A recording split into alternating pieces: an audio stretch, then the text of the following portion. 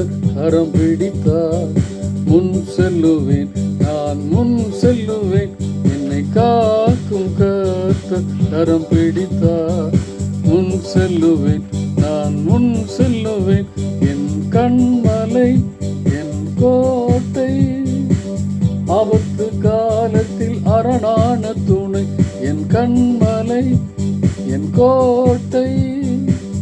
ஆபத்து காலத்தில் அரணான துணை, என்னை காக்கும் கர்த்தர் கரம் பிடித்தார்.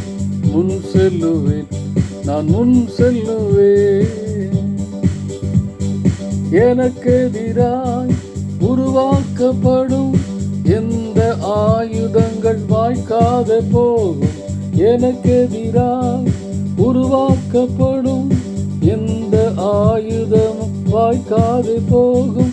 என் விரோதமாய் நியாயத்தில் எழும்பும் நாவையும் குற்றப்படுத்திடுவார். என் விரோதமாய் நியாயத்தில் எழும்பும் நாவையும் குற்றப்படுத்திடுவார்.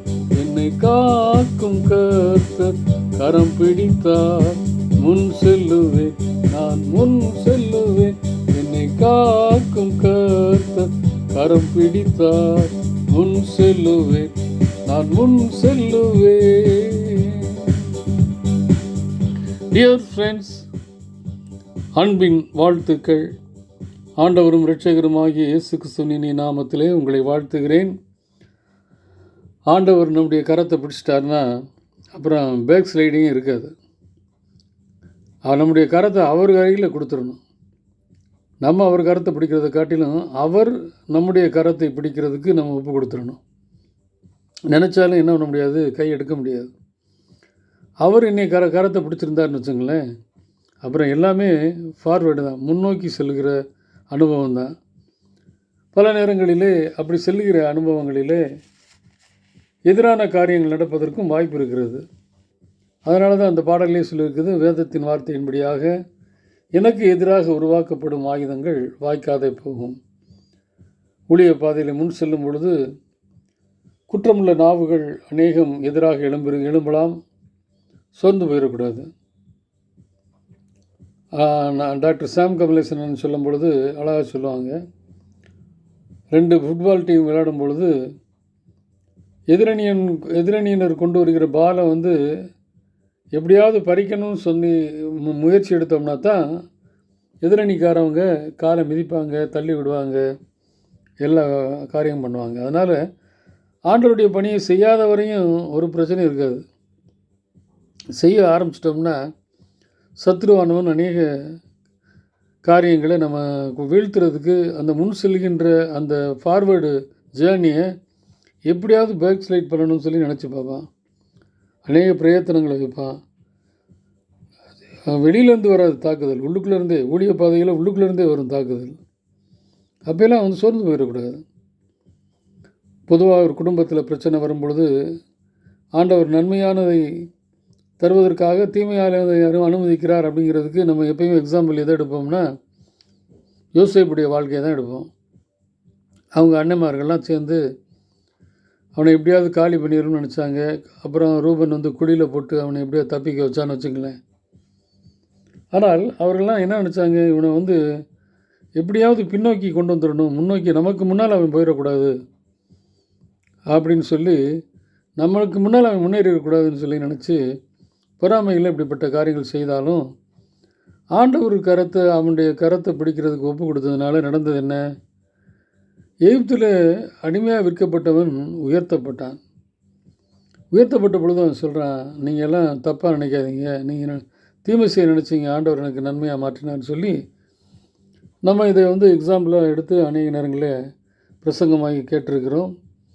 அந்த வாழ்க்கைக்கு அதை நம்ம அபியாசப்படுத்தணும். கேட்பதையெல்லாம் நம்முடைய உள்ளத்தில் கொண்டு அதை நம்முடைய வாழ்க்கைக்கு பொருத்தமாக நம்ம வாழ்வதற்கு கற்றுக்கொள்ள வேண்டும்.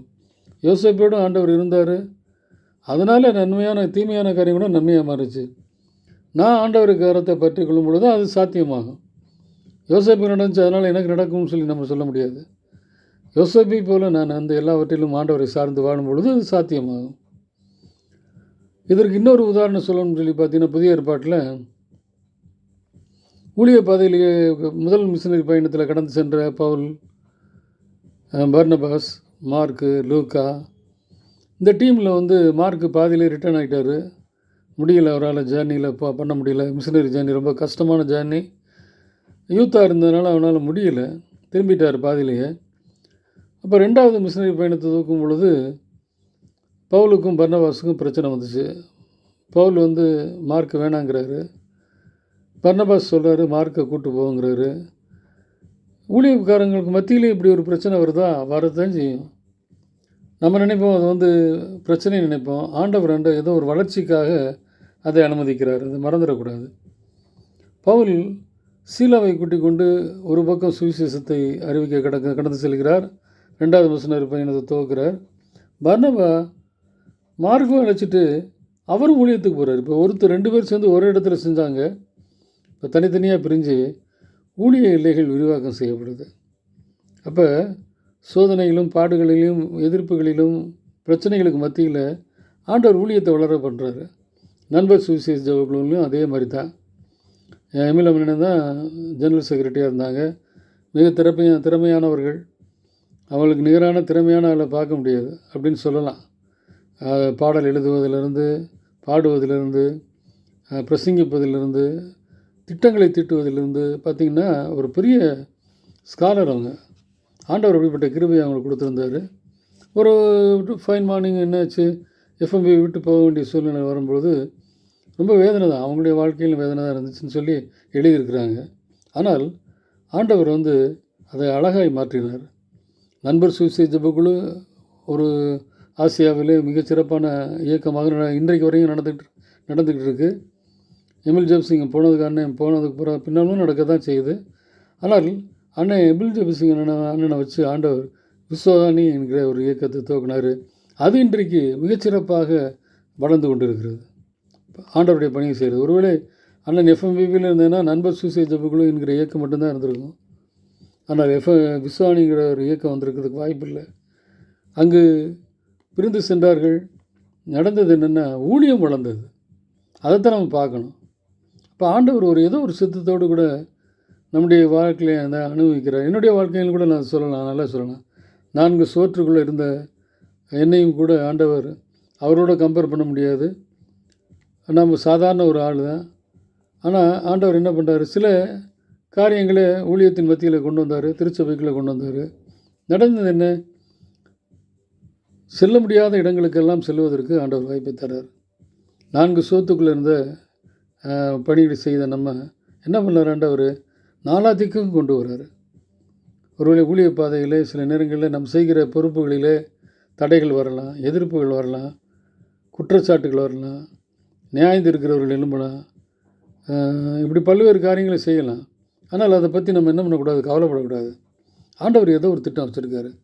4 சோத்துக்குள்ளே அடைந்திருக்கிற நம்ம எல்லா இடங்களுக்கும் கொண்டு போய் ஊழியத்தை மிகச்சிறப்பாக செய்வதற்கு அவருடைய கிருபையை தருகிறார் என்கிறத மட்டும் நினச்சி பார்த்துட்டோன்னு வச்சுங்களேன். எதிர்ப்பு செய்கிறவர்களுக்கு எதிர்ப்பு செய்யாதபடி தேங்க்ஸ் சொல்லலாம். அவங்கள மனமார தேங்க்ஸ் சொல்லலாம். அவங்க மேலே நம்ம கோவப்பட வேண்டிய அவசியம் இல்லை. அவங்களுக்கு தேங்க்ஸ் சொல்லலாம். அவங்க அப்படி பண்ணலைன்னா நம்முடைய வேலைகள், நம்முடைய பணிகள் விரிவாக்கம் செய்திருக்க முடியாது. அது யோசேப்புடைய அண்ணனாக இருந்தாலும் சரி, அண்ணன்மார்களாக இருந்தாலும் சரி, பவுல் பர்னபாவாக இருந்தாலும் சரி, ஊழிய பாதையில் ஈடுபடும் பொழுது நமக்கு இடர்களை உண்டாக்குறவளாக இருந்தாலும் சரி, ஆண்டவர் நம்முடைய உண்மையாக இருக்கணும். அதுதான் முக்கியம். ஆண்டவர் நம்முடைய கரத்தை பிடிக்கிறதுக்கு ஒப்பு கொடுத்துட்டோம்னு வச்சுங்களேன், அவர் சித்தத்துக்கு அனுமதிச்சிட்டோம்னா, அர்ப்பணிச்சிட்டோம்னா, அவர் கொண்டு வர விதமே வித்தியாசமாக இருக்கும். அதனால் எதிர்ப்புகள், எதிரான பேசுகிறவர்கள், நடவடிக்கை எடுக்கிறவர்கள், இப்படிப்பட்டவர்களை பற்றி நம்ம கவலைப்பட வேண்டியதில்லை. அவங்களுக்கு தேங்க்ஸ் சொல்லணும், மனமார நன்றி சொல்லணும். நீங்கள் அதை செஞ்சதுனால தான் என் வாழ்க்கையில் இப்படிப்பட்ட ஊழிய பணியில் இவ்வளோ தூரம் உயர்ந்திருக்கிறேன்னு சொல்லுவதற்கு எத்தனையோ பேருக்கு இப்படிப்பட்ட அனுபவம் இருந்திருக்கும். அதை கேட்கும் பொழுது என் வாழ்க்கையில் இப்படி தான் நடந்துச்சுன்னு சொல்லி நினைக்கலாம். ஆனால் நம்ம மட்டும் என்ன பண்ணோம்னா, இறுதி வரை அவர் என்னுடைய கரத்தை பிடிப்பதற்கு சம்மதம் சொல்லிக்கொண்டே இருக்க வேண்டும். அப்பொழுது அவருடைய பணியை செய்வதற்கு அவர் எல்லா கிருபைகளையும் நமக்கு தந்து நம்மை ஆசீர்வதிப்பார். அப்படிப்பட்ட கிருபைகளை இன்றைக்கும் நமக்கு தருவாராக. ஆமேன்.